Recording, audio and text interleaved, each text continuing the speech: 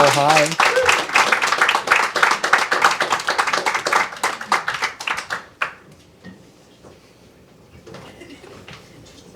Hello. Hi. Hey, happy holidays. Happy holidays. Were the holidays big in your lives? Were they a thing for all three of you? Tamara? Yes. Yeah? We had a very, classic, we would go into the woods behind our house and cut down a Christmas tree. For real? And drag it through the woods back to our house. And we would go dog sledding. Wow. No, you didn't. You go dog sledding. Yeah. I have dog sledding. I love it. We had a dog team when I was a kid. It's true. I'm embarrassed that I'm telling you this, though. What? You should not be embarrassed. You had a dog team. That's incredible. Most kids get a fucking wagon. You get a dog team. Yeah, but I was mostly too young when we had them, so I was mostly the child, strapped to the front of the dog sled. Right. Just Did you look forward to that experience? Yeah, I think so. Yeah. It was a bit scary. There was a lot going on. I can imagine. Yeah. Do you remember the names of the dogs? Quite a few of them, but not all of them. Well, we don't want to leave it where any of them named Rudolph or Blitzen or any of that. No, it was all Zoe. No. That's my Alex. sister's name. Well, that's your Christmas. And how was your Christmas? My Christmas is not like that. I was strapped to the back of a snowmobile. My cousin's place, maybe. But it kind of, it's different every year. It depends who's home. And It's a big family? I have a big family. Yeah. We're all spread out across Canada. So, this year will be very low key. I actually asked my mom to just order some Swiss chalet because she loves to stress about making Christmas dinner, but Right. she said no. Have they brought back the Toblerone bars, or are they still the other ways? Do you get any of that? We eat Gillian chocolate, and we have competitions of who can eat the most, and it's pretty bizarre. Sounds like an emotional Christmas. That's what that sounds like. Luke, how about yours? Yeah, good Christmas. Christmas lunch was a big thing at my place. We'd always do lunch with my grandparents. I always loved that. My mom would make pea soup. Nice. Which is, I don't know why, the pea soup, and we'd have sandwiches. Yeah, I looked forward to that lunch so much. I don't know. But no dog sleds and no snowmobiles? No. None of that. Just a regular old, boring Christmas. Was music a big part of your homes around Christmas? Yeah. Yeah. Well, my dad's side of the family is huge. He's the youngest of 13 kids, so his side of the family always just did their big Christmas on Boxing Day. We do a curling bond spiel and then a jam at night. We'd all because everybody plays. My cousin Paul plays banjo, Mitch plays bass, Jess sings, my sister, and my cousin. Yeah. Everybody would just play and sing, and so Basically, your family's here right now. Yeah, too. It's my cousin Terry over there, and Randy. When you JP and Mary Beth. When you curled, what was your position? Were you the lead? Were you the skip? I think me and Mitch switched between being lead and second because we both suck. So. Yeah. And we'd always be on the same team, and we're in our 30s now, and they still put us on the same team like we're little boys. So. Yeah. That's right. Was music big in your home? Not really, no. My family's all the not dog sledding? all that musical. We were too busy dog sledding, but we have this really nice tradition where on Christmas Day, for some reason, we never hung out with our family. We hung out with our neighbors. And our neighbors, for some reason, many of us are women, and we all started singing in a choir together. So somewhere in our mid-20s, we started singing Christmas carols at our neighbor Christmas party. That's nice. And it's super nice, and I look forward to it every year. Nice. And Hannah? For me, not really, no. We'd have a playlist that was Madonna, Mariah Carey, Boys to Men, Christmas songs, but we weren't singing around. All excellent choices. Sharing things. Yes. Yeah. Well, you very get to share excellent with choices. us now. But yes. So thank you for all. So we'll play a Christmas song, a holiday song, and then you'll do your own, and you'll all help. Beautiful. We're gonna swap around and play together, and we're gonna start with a song called "Blue Christmas," I think, by Elvis. Mm-hmm. Heard of him? Heard of him? All right. Okay.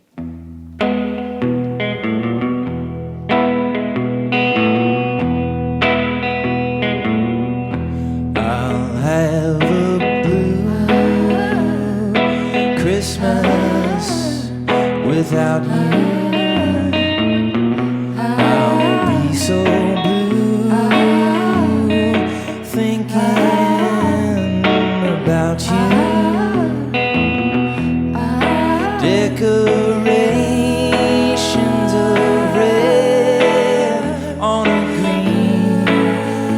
Christmas tree won't mean a thing, dear, if you're not here with me. And when those blue snowflakes start falling,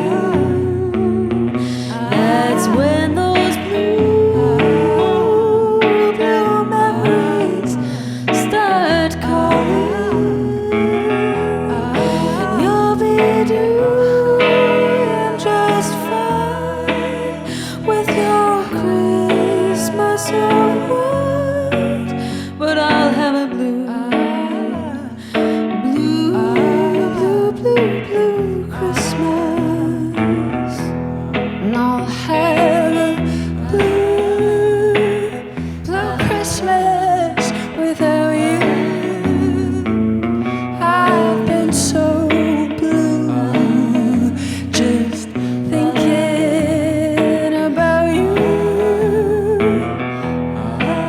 You'll be doing alright with your Christmas so white, but I'll have a blue Christmas. I'll have a blue Christmas.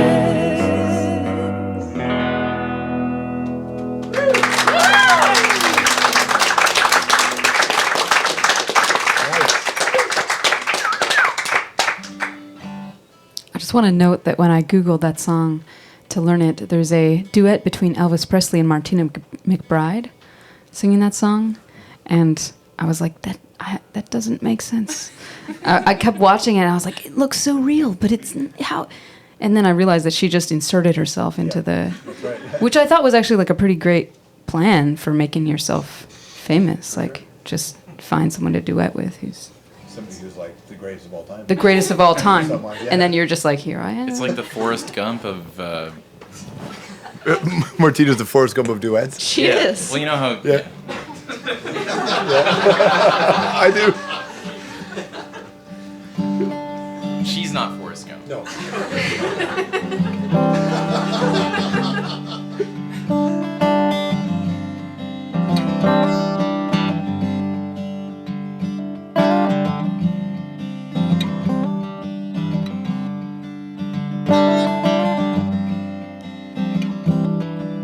There was a time you put your hand on the small of my back. I was surprised that you touched me like that. But there in your hand was a current of life I could hardly stand. Stayed still and I didn't mention it. If I did, I made some joke of it. It was strange how I could feel so sane, so plain when you're around.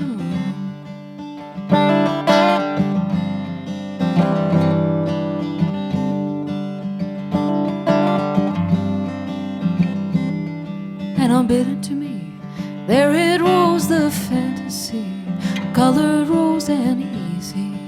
Yeah, I can see it so simple, unsubtle, impossible, clearly and strange. Far and as close as a mountain range, on the horizon, driving all day.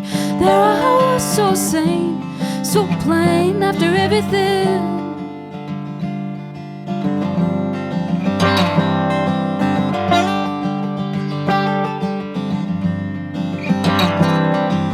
Gas came down from above 20, the joke was how it broke the economy anyhow.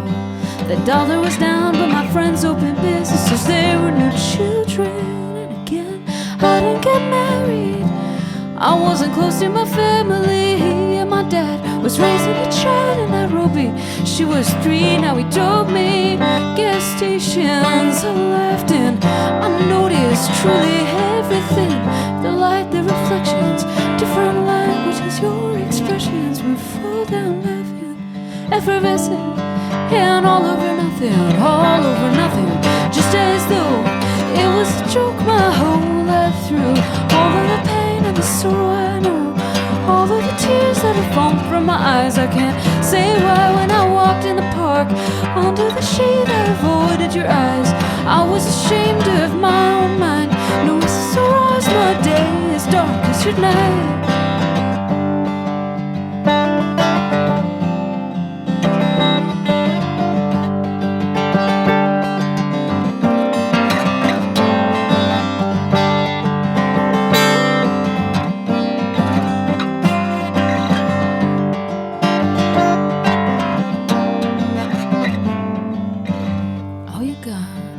Of eyes I cannot help but notice sometimes what you know as do I cannot look twice without falling right into the sweet and the tender line between something that can and can never be.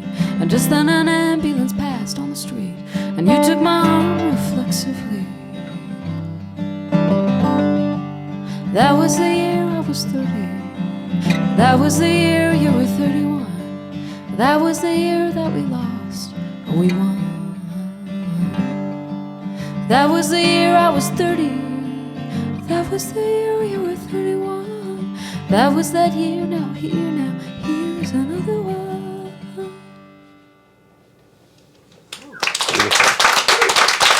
Wow.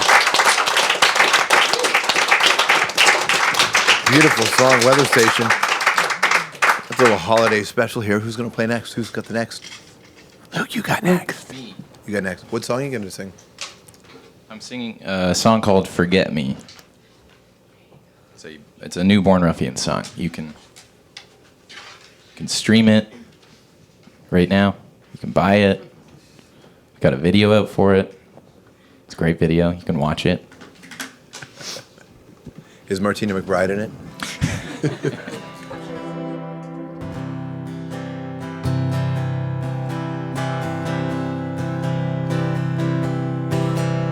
I should mention Hannah and Tam are going to back me up on some backups here.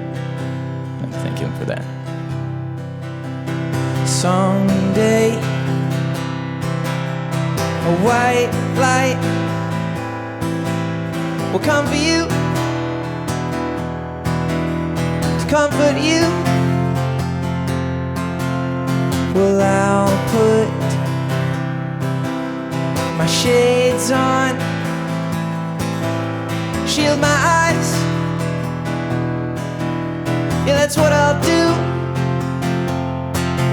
And I'll face the light with you.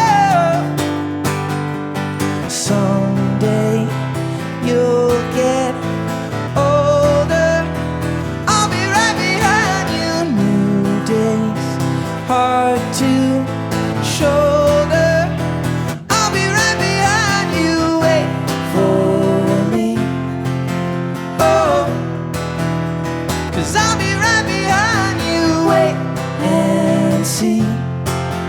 Oh, you know that I will find you.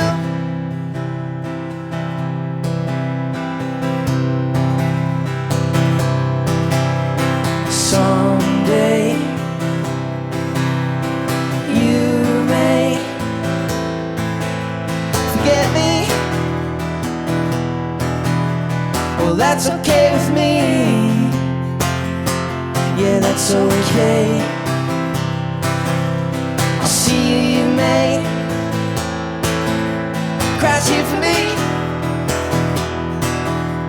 Cry 2 or 3, and you'll face the light with me. Someday you'll get older. I'll be right behind you. New days, hard to shoulder. I'll be right behind you. Wait for me. Oh, 'cause I'll be right behind you. Wait and see. Oh, you know that I will find you.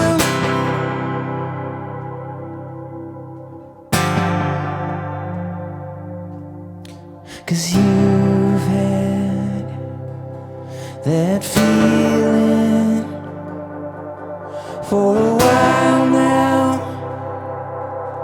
For a while now. Yeah, you had that feeling for a while now. Let it slide now. Yeah.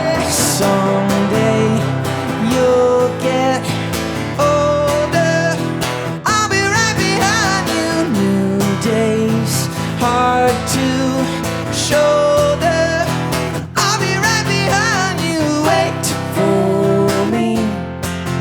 Oh, 'cause I'll be right behind you, wait and see.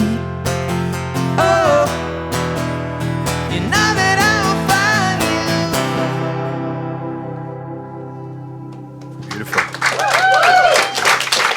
Thank you. Strombo Show Radio 2 with Luke from Born Ruffians. Where were you at in your mind, in your heart when you wrote that? I was feeling very sad in a happy way, sort of. Like, it was the day David Bowie died, and he was very important to me musically. And I don't know, I was sitting alone in our little rehearsal studio listening to Bowie and like just crying, basically. And then this song just like came out. And it was kind of the culmination of, it was after about a year of my dad going through chemo and radiation for lung cancer as well. So just the thought, he's doing well now. But the thoughts of death and those kinds of things were, I guess, just on my mind, and it kind of culminated and came out in this song about dying, but how it can be a beautiful thing, and we're all doing it at some point. We're all doing it together. Yeah. And just facing that light kind of proudly and embracing it, I guess. But yeah, I was crying over David Bowie. That's where my head was at, I guess. Well, listen, you were not alone, so that's nice, right? You tapped into something. Tam, where was your song from? It came out of like, I was touring a lot, and I felt really happy, but I was 30, and I'd had all this fear of like what will happen when I'm 30, and all this other stuff was going on that was kind of dark, but I actually just felt totally fine, and I was just thinking about how all this fear that I'd carried was useless because I was 100% fine. Right. But it doesn't mean the fear wasn't real, and the dark things aren't dark. Right. You're going back on the road, right? As another... Yeah, we're touring next week more. I just got back yesterday. Yeah. We got lots more shows to come. So Weather Station on the road. And when's the Ruffians record? It's coming out February 16th. February 16th. And Hannah, you tell me about what's going on for you for New Year's. I'm hosting a party, actually, here in Toronto. In my living room? Is that... Right here. No. Yeah, it's Fresh Start? It's called Fresh Start 2, because I did it last year. But it all stems from a tradition that kind of came about in Vancouver. I lived out there for many years and became friends with a whole bunch of musicians in Vancouver. And we all wanted to spend New Year's Eve together and decided that we should just throw our own party. And so we formed a house band or a band, and we asked our friends to come and sing. And I was part of it for like maybe 6 or 7 years, and it started off at this like as a small idea, and people had fun, and it got bigger and bigger. And this is my second year. I just moved out to Toronto 2 years ago now. No, not even a year and a half. So this is my second year living in Toronto. I thought it would be nice to bring Toronto musicians together and have a party. So I'm keeping the tradition going, basically. Nice. And people can be a part of this? Yes, so you can come to the party. Everybody's welcome. And it's on New Year's Eve. And it's at the Rivoli. And it's so much fun. It's a great time. So, yeah, you should come. I was there last year. It was really fun. Yeah, nice. You killed it. You did a David Bowie song. I did a David Bowie song. You did. So, yeah. What are you going to play for us? I'm going to play a song of mine. It's called Don't Go.